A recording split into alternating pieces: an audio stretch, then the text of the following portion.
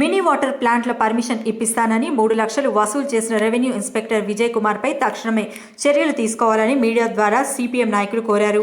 విజయ్ కుమార్ 6 నెలల కింద మరెన్నో పనులకు పాల్పడినట్టు అతనిపై తక్షణమే కలెక్టర్, ఆర్డీఓ, ఎంఆర్ఓ చర్యలు తీసుకోవాలన్నారు. యజమానులను రెవెన్యూ అధికారులు అన్యాయంగా సీజ్ చేస్తామని బెదిరిస్తూ వేధింపులు ఆపాలని సిపిఎం పార్టీ హెచ్చరించినప్పటికీ ఏమాత్రం లెక్క చేయని రెవెన్యూ అధికారులు రెహమత్ నగర్, శ్రీరామ్ నగర్, గంగానగర్లో మినీ వాటర్ ప్లాంట్ను సీజ్ చేయడానికి విచ్చేశారు. రెవెన్యూ అధికారులు, యజమానులు అందరూ ఒకటై సిపిఎం నాయకులకు ఫిర్యాదు ఇవ్వడంతో టి సాయి శేషగిరిరావు నాయకత్వంలో సిపిఎం నాయకులు అక్కడికి చేరుకొని అధికారులను ప్రశ్నించారు. హైదరాబాద్ నగరంలోని అన్ని వాటర్ ప్లాంట్లను సీజ్ చేయాలని అధికారులను కోరారు.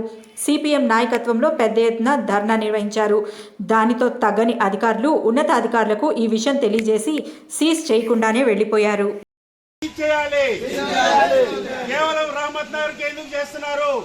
జిందాబాద్ జిందాబాద్.